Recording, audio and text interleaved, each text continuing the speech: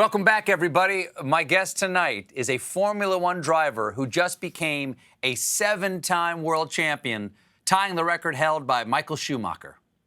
Now he finds himself alongside Michael Schumacher as top in the record books. The World Championship record is equalled. Lewis Hamilton wins the Turkish Grand Prix. Thank you so much, guys. That's for all the kids out there who dream the impossible. You can do it too, man. I believe in you guys. Thank you so much, everyone, for your support. Please welcome to A Late Show, Lewis Hamilton. Lewis, thanks for being here. Thank you so much for having me. I'm so excited to be here. Well, I don't know a lot about Formula One, but I am all swept up in your emotions there at the end of this race. Tell me what's going through your head at that moment that we saw on tape just now. Well, Stephen, I've been racing for 27 years. I started when I was 8 years old. The dream was to get to Formula One, and I grew up watching Michael Schumacher win all those races and those titles, and I'm finally there. The last 3 laps, I knew that I was coming into the weekend, and if I had won the race, I would be world champion. And but there's so many things that can go wrong. So you just have to try and stay focused, not drop the ball. And I think as I was getting closer and closer, those last 3 laps, realizing that it may just be a reality that it's really going to happen. I think just all the emotions from all those years of my dad working at one time 3 or 4 jobs just to keep me racing and truly believing in me. I think all those came through, and that's the first time I've cried in the car. So it was really emotional. Well, that was going to be my next question, is that while you seem to be letting free with your emotions at that moment, what is it like when you're actually taking those hairpin turns and doing 230 miles an hour? What do you have to do with your emotions? How do you compartmentalize what must be a natural reaction to all that stimulus? I wouldn't say it's necessarily that there are some natural reactions, like if in terms of controlling the car. But at the end of the day, the reason I've always loved it is the speed, it's the adrenaline, and I think when I get in the car, though, I literally I get in some sort of zone, and it's like a superpower to be able to control that car at those speeds in the trickiest conditions. I love that challenge because if you'd see the race, there was other people who were struggling, and I take a lot of pride in the work that I do. People see it and think it's easy, but it's obviously the work that goes on in the background that people don't get to see. No, it's obviously not easy. I mean, I feel the same way about being behind this desk. People don't understand the speed or the danger I face hosting one of these shows. At any moment, this whole show could spin out. Now, is there anything? I've been in a NASCAR while it was rolling, like at 5 miles an hour, and I wanted to hit the brakes. Is there anything you could compare, like an average person can compare what it feels like to be in a Formula One car? Is it like a roller coaster? Is it like a constant roller coaster on a hairpin turn? Is it like a fighter jet? What is that feeling like? I guess, our sport is kind of unique in the sense that, like for all of us, we can go and kick a ball and maybe score a goal that looks like Cristiano Ronaldo did it, or hit a ball like Serena once in a while and think that you can't go and get in a Formula One car ever.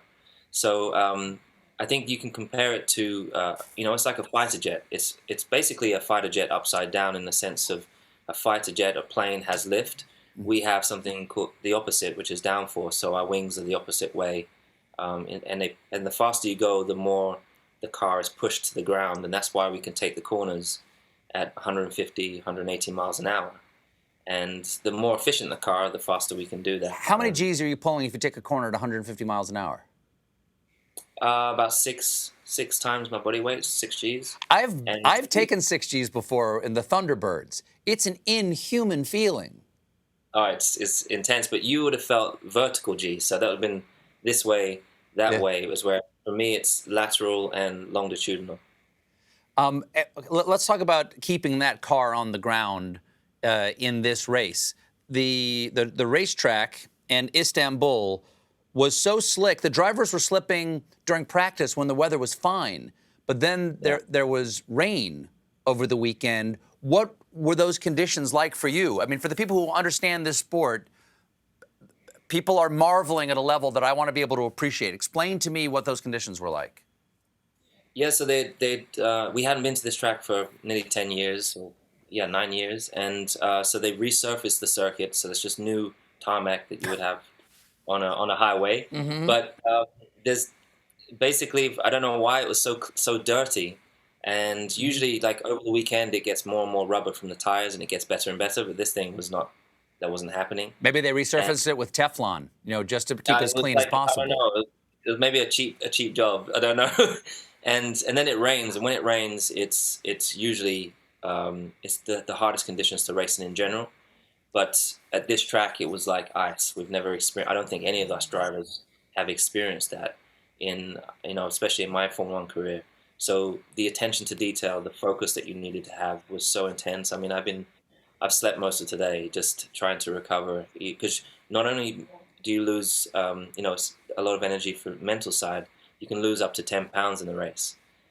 This one was cold, so I only lost like 5 pounds. And just in sweat or other fluids?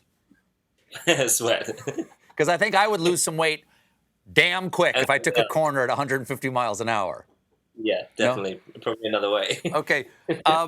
You said you've been doing this for 27 years. You've dreamed of doing Formula One when you were just a kid. We have a clip here I want to show the audience. This is, do you know how old you are in this clip? You're being interviewed because you were kart racing at the time. I was about 10, like 10 or 11. Jim, can we show this? I went to Belgium and I saw the actual speed that they were doing. It was amazing because you don't actually think about it when you're watching the TV. And my kart feels really powerful when I'm in it.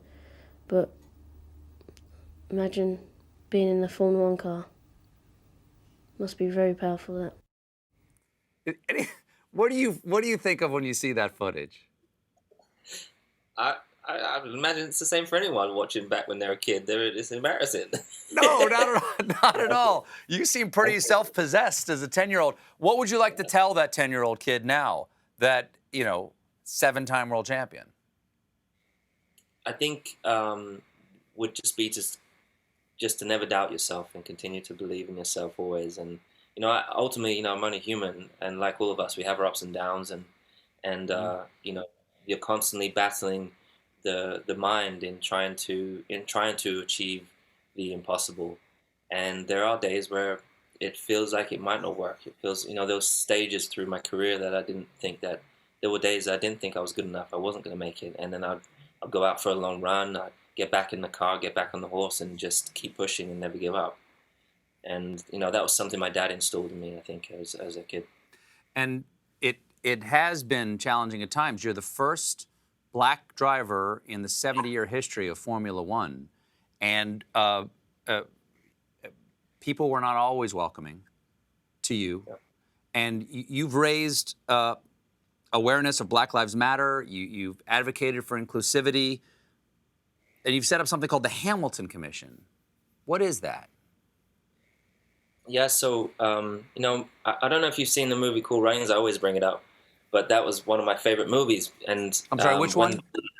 Cool Runnings. Cool Runnings, yes, I have. Yeah, Jamaican bobsleigh team. So then when they arrive at the top of the hill, all the bobsledders stay completely silent, and they're like wondering what they're supposed to be doing there.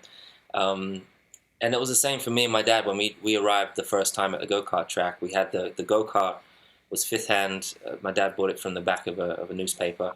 And we arrived scruffy, and people were like, what are these guys doing here? We're the only black people there. And of course, we were not always welcome, but my dad always just said, do your talking on the track.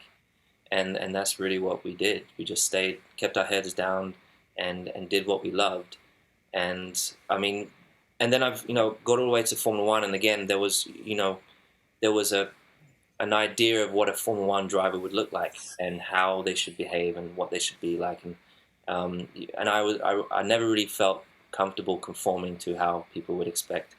But when I got to Formula One, I thought just us being there would help shift and break down barriers and help make the sport more diverse. But I realized after 14 years, looking at the layout of our sport, it is still not diverse. It is still a male, white-dominated sport. And I would ask my team, like, why am I one of the only few people out of 2,000 people in our team? Why am I the, a handful of minorities there?